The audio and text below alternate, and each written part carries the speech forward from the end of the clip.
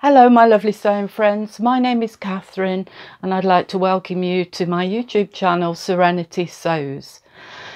A big thank you to all of you out there who are following me, watching my videos and really giving me lots of support. I do value everything about those words that you send me, and it helps me actually to carry on and to do more and more of useful sewing records really of my wardrobe and what I aim to sew. So today is the second in my series of A to Z of sewing and sewing skills. So I want to cover for you today the most obvious one for B, which is buttonholes, and a tiny bit about buttons. Now both of them deserve a huge amount of time on their own, but what I'm hoping to do is just give you an overview of those skills and some background information that you might find interesting or useful. So B for buttonholes. Well, what is a buttonhole? First of all, it's an opening or a slit in a garment that goes over a button to secure it. That's as simple as it is. If only though it were that simple, because I know many people are scared of trying to put buttons and buttonholes into garments, but maybe just a few of what I'm going to talk about, a few of the things will help you to gain confidence, but also to find different ways of securing your garments. So I had a little look to see when buttonholes and buttons were first used, and actually in British text and history text they were used in the 13th century. So I mean they've been around for an awful long time, but as you would expect, going back even further than that, there is actual evidence on garments that were found in the Persian society. And I'm not up on my kind of dates and histories and things like that, but I know that that's an awful long way back. So simplistically, it is a series of bar stitches on either side with a perpendicular zigzag stitch that goes along the line of where the button is going to be secured. And once you've sewn that, you actually either cut a hole or take a implement that I'm going to show you in a little while and make the opening using that. Now there's a huge debate, and it's just something that I'm really fascinated by, which is on which side of the garment do you put buttonholes for women and I guess for men, if it really matters to you. And some people it does. So this goes back in history again, because traditionally when women of wealth were being dressed and helped in and out of their clothes by their lady's maid, their maid would only be allowed to stand by them on the left. And that was because she was classed as a commoner, and the lady of the house, whoever she was, could not be approached from the right. It's just a bizarre thing, but that's really where that history goes back to. And tailors, going back hundreds of years, traditionally always sewed men's buttonholes on the right. And again, this goes back to religion, because if you are on the right, or if something is put on the right, it's done with purpose, and usually it's because it refers to being on the right hand of God. So there's a little bit of bizarre history for you. Other information for you is, do buttonholes always have to be done on a sewing machine? Well, no, they don't. There's something quite nice actually about doing a buttonhole by hand, and it is a long time since I've done that, but it is a skill and you do need to practice it, and one day I might have a little go at it, who knows. But yes, there's a lot, and particularly if you look at couture garments and House of Chanel and all of the beautiful Parisian couturiers, they do all of their buttonholes by hand. So you can only imagine the skill that they've got there. And I think it's really fascinating to see these couturiers sewing like they've had these skills passed down through the ages. So that there's a lot of still out there new and interesting ways of performing really buttonholes to meet the need of what you're sewing at the time. Sometimes you're going to have or at least a button, you're going to have a button that's far too large for you to do it by the automatic buttonhole sensor on your machine. So this is where you might have to have a real good practice around what type of buttonhole you're going to use. So as I said, hand stitched or hand worked or tailor worked buttonholes go back a long time, but also you can have something called a bound buttonhole, which is where you use a technique that you overstitch some of the fabric on top of where your buttonhole is going to be, and you actually then bring the fabric through and secure it down. Now there's a whole I guess there's a whole lesson in that, doing that, so I'm not going to focus on that today. Let me know what you think, and maybe I can do a very single-minded video around bound buttonholes. But and I have to say, I'm no expert. I always make a bit of a mess, so practice is always advised, and particularly it's something you don't do very often. So I think it's worthwhile spending that bit of time to get the buttonhole that you want. And then there's something called a Milanese buttonhole. I'm going to put some pictures at the end of this video so you'll be able to see examples of these. Now, a Milanese buttonhole is where the tailor would have had a piece of gimp or heavy thread, say like a linen thread or something, and you actually work over it. Now you can do that on the machine, and on my automatic buttonhole sensor, what you will see here is kind of where you loop it, and that then holds the gimp in place while you zigzag over it. And I like that kind of buttonhole, particularly if you're doing a jacket or a coat, because it raises up the buttonhole when it's completed, and it actually looks quite nice. So that's a proper name for it, a Milanese or a Milanese tailoring buttonhole. So that's something again to look out for. Also, you can have a buttonhole that's called a keyhole.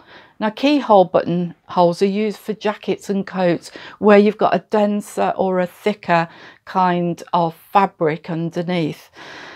Now, why you need that keyhole is it gives additional room. Now, on here are some of my examples that I'm going to show you. Can you see that rounded edge there? That's the keyhole bit. Now, when you cut through that, you snip away into that circular portion, and that gives you a little bit extra room for moving and manipulating the button through. So that's again a useful tip. And think about which garment you're going to use which buttonholes on. So say for instance you're sewing a very lightweight blouse, something like this viscose blouse that I'm wearing. You will want to complement that with the correct buttonhole. And what I've got here for you is the traditional kind of buttonholes that you would use for that. So something along those lines, or even with a little bit of shaping at the end. The reason that you need to think about that is because you're going to have very lightweight interfacing, or at least something to help you cut around where the buttonhole is. Sorry, cut through where the buttonhole is. And if it's too flimsy, then it's going to tear away, or it won't support the button being done up and undone. So use something like a very, very lightweight woven interfacing, even if you just use it where the buttonholes are going to be. So cut out a small square and underneath that is where you're going to secure it, and then your buttonhole will go across there. So thinking about what type of buttonhole, how it's going to be secured, and what it's going to be used for is really important. Another kind of oh, hang on, just get some fluids. That's nice. Another kind of closure is what's called a loop closure or a frog closure. Now a loop closure is very easy because it's almost like you have on the back of a top or a dress, and it's just to secure it. Now I tend to do this a lot, even if it tells me to zip it right up to the top. I sometimes just leave that little amount because I find it quite hard to reach over there, and having a loop closure is an easy way of securing your garment at the top. A frog closure, you'll probably see these on sale in haberdasheries. I'm not even sure why they're called frog closures actually, but the whole point of them is that they're secured either side of where the loop is. So sometimes with a piece of leather, or sometimes with a decorative piece of cord. And that will be because, again, you're doing a garment that is something like a coat or a heavyweight jacket, and a buttonhole may just kind of pull it out of proportion. And I'll just show you here. I've got a button there that I typically use with a frog closure or a loop. Obviously it'd have to be a wider loop, but having some kind of very decorative buttons like this deserves to have a very unique kind of closure. Right, so just on to some of the more practical things now about buttonholes. Oh, sorry, I'll just go back and some examples I've got here for you.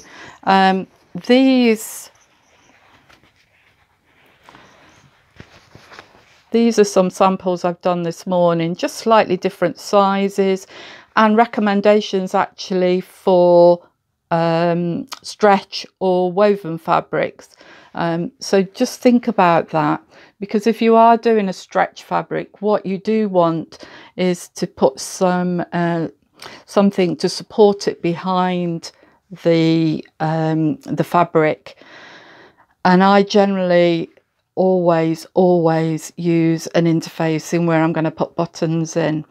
Now some of these are just really a pretty version of a buttonhole, but sometimes it's nice to do a garment where you have made a feature actually of something unusual like a buttonhole.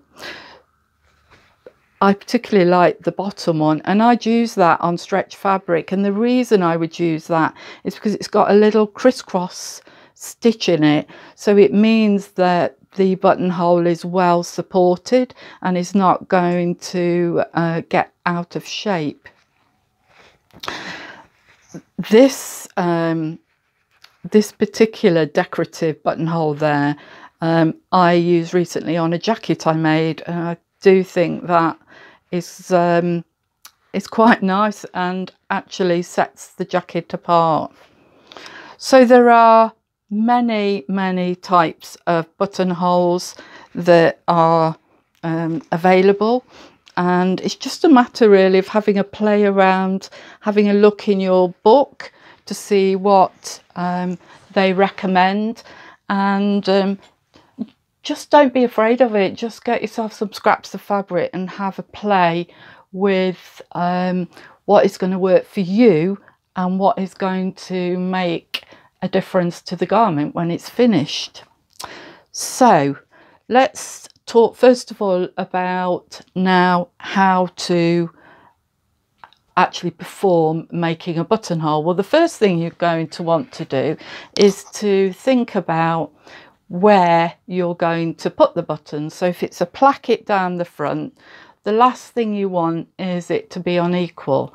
So I've got one of these Simflex measuring guides, which are brilliant.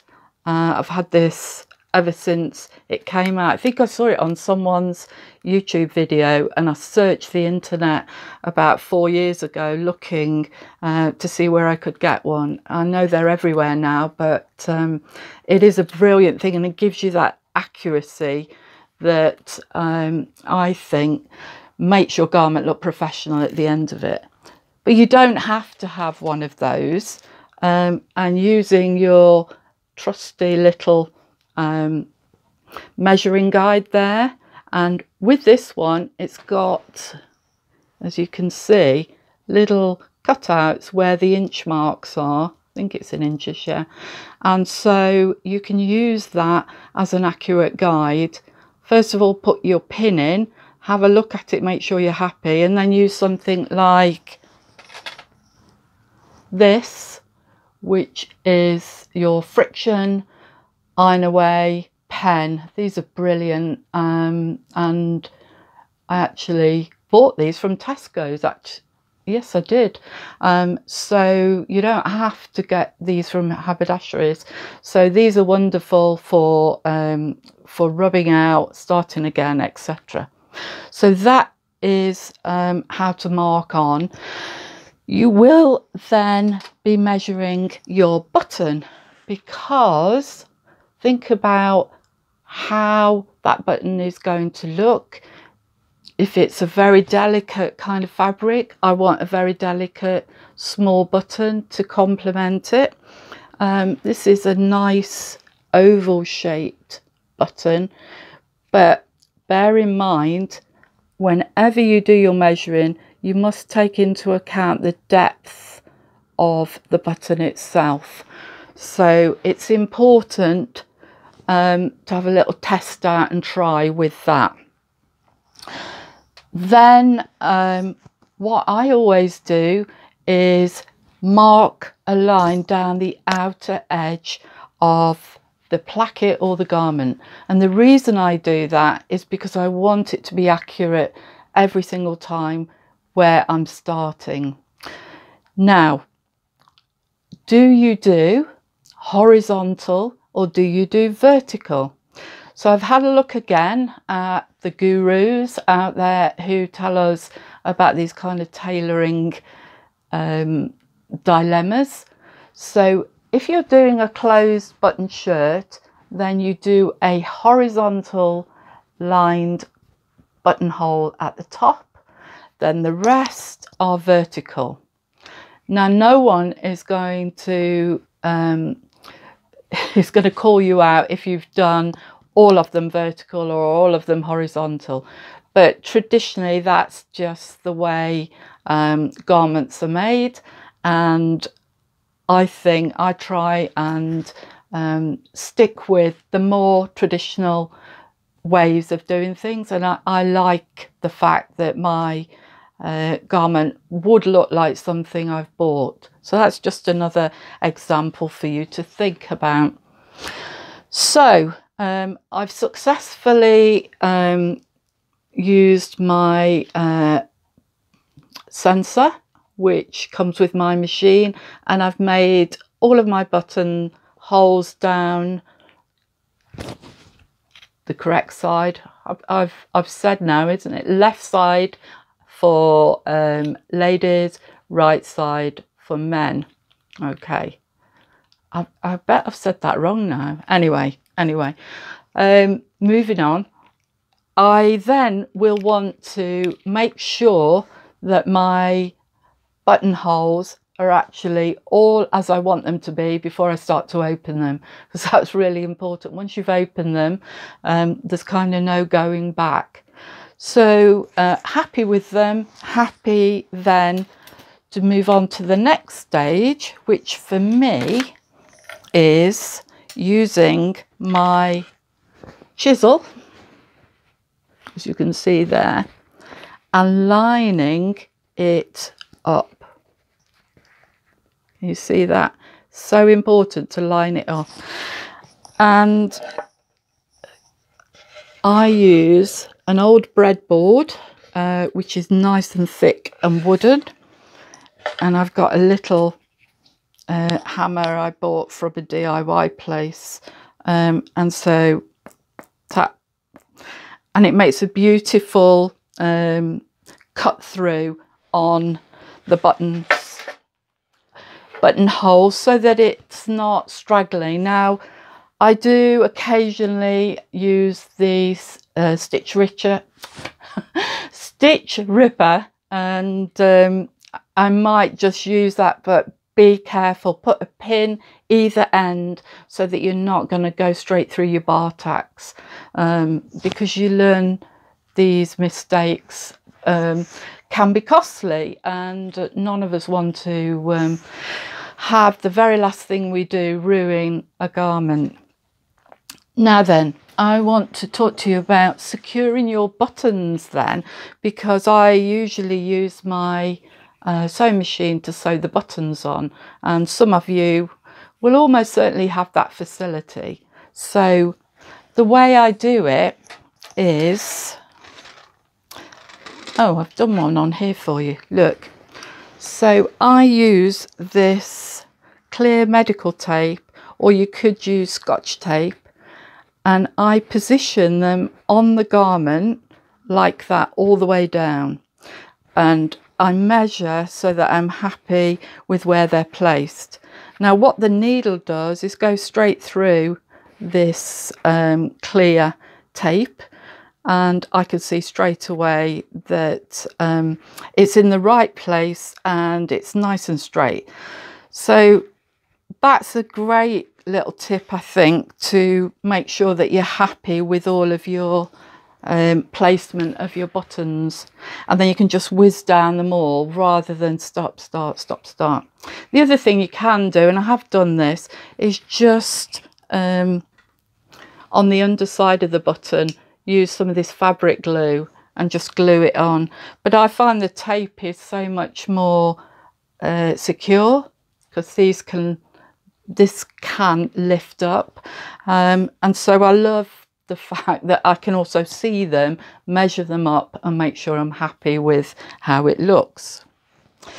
So just a quick slurp.